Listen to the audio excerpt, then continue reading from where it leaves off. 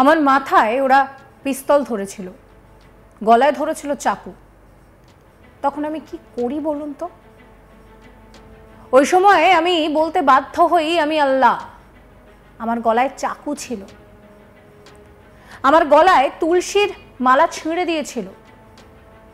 আমার ঘরে লক্ষ্মীনারায়ণ পুজো করি, আমি একাদশী করি, আমি সনাতনী হিন্দু, আর আমার অপরাধ আমি হিন্দু। মুর্শিদাবাদে হিংসা এবং অত্যাচারের কাহিনী শোনাতে গিয়ে আজ তাক বাংলার ক্যামেরার সামনে কান্নায় ভেঙে পড়লেন জাফরাবাদের গৃহবধূ উর্মিলা দাস। তিনি বলছেন যে তিনি হিন্দু বলে তাকে জানে শেষ করে দেওয়ার হুমকি দেওয়া হয়। প্রায় 10 জনের একটি দল তার বাড়িতে হামলা চালায়। যে সময় তারা আক্রমণ করতে এসেছিল সে সময় বাড়িতে কেউ ছিলেন না। তাদের কারোরই মুখ চিনতে তিনি পারেননি।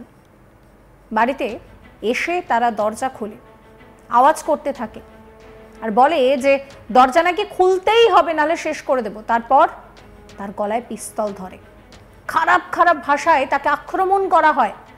4 ঘন্টা কেটে গেলেও পুলিশ আসেনি। অত্যাচারের শিকার হওয়া গৃহবধূ উর্মিলা দাস কি বলছেন শুনুন। কি হয়েছিল একটু বলুন। আমার গায়ে পিস্তল ধরা আছে, চেনে ধরা আছে আমার মাথার উপরে। আমি তখন আমি কি করি বলেন? আমি তাকে বলতে বাধ্য আমি আল্লাহ, আমি বলতে বাধ্য তখন আমি আল্লাহ। আমার গলা চাকুলি আছে, মাথায় লিয়ে আছে। আমি সনাতন ধর্ম বাস করে আমি কিসের লেগে আমি একাদশী করি, আমি একাদশী করি।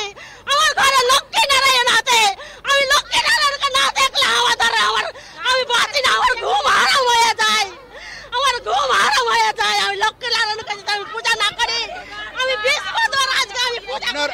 আপনার বাড়ি কোথায়? আমার বাড়ি জাফরাবাদ। এখানেই বাড়ি? এখানেই বাড়ি। কবে হয়েছিল আপনার বাড়িতে? শনিবারের দিন হয়েছে। কখন? 10টার সময়। কি আপনি তখন বাড়িতে একা ছিলেন না অনেক? একা ছিলাম আমি।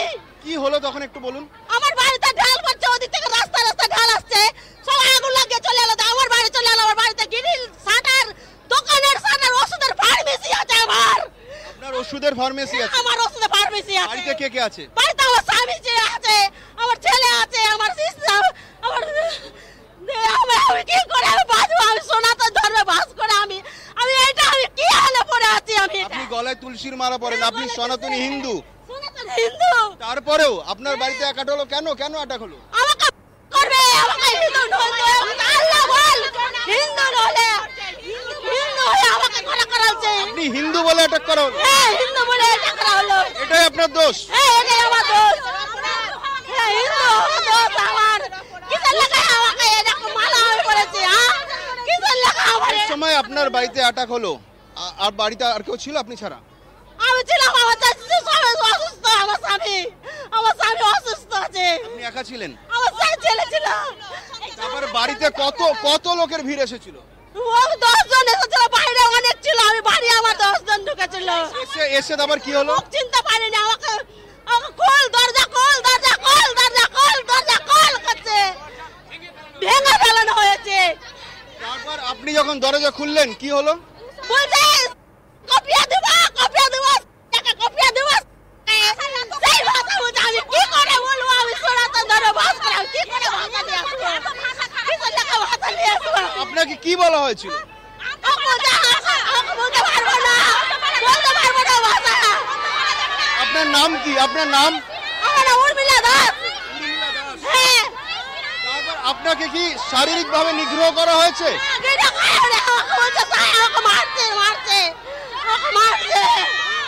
আপনাকে কি 1 মিনিট, আপনাকে কি শারীরিকভাবে নিগ্রহ করা হয়েছে?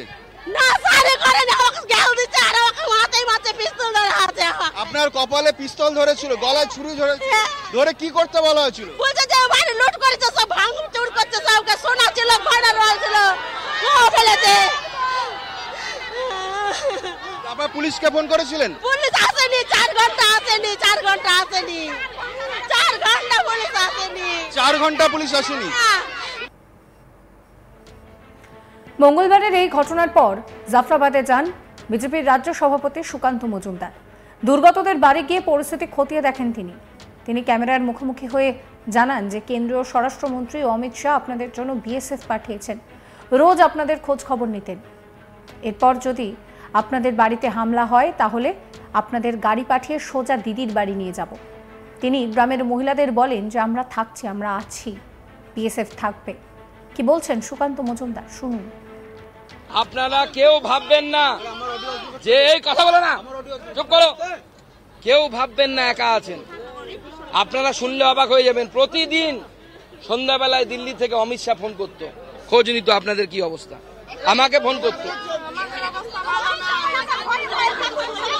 উনি বিএসএফ পাঠানোর ব্যবস্থা করেছেন, সিআরপিএফ নেমেছে।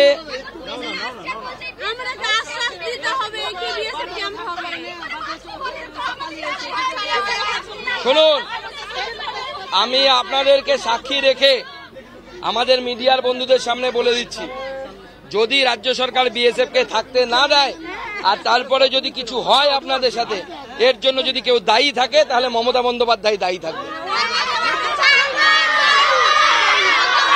আর দ্বিতীয়বার যদি আপনাদের বাড়িতে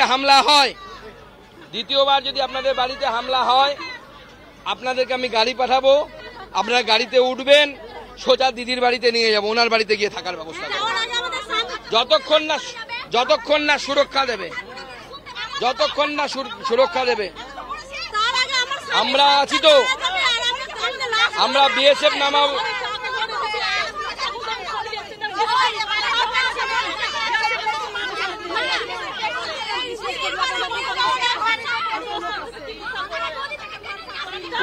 পুলিশের ভরসা আমরাও করছি না, আমরা বিএসএফ আর কেন্দ্রীয় বাহিনীর ভরসাতে আছি। এখন বিএসএফ এবং কেন্দ্রীয় বাহিনী থাকবে এখন, ঠিক আছে। আমরা কোর্টে গেছি, কোর্টে গিয়েও আমরা বলেছি আদালতকে যে বিএসএফ রাখার ব্যবস্থা করুন, কেন্দ্রীয় বাহিনী রাখার ব্যবস্থা করুন, ঠিক আছে। সুকান্তদা, গ্রামটা ঘুরে দেখি। সুকান্তদা, আপ মুর্শিদাবাদ আকে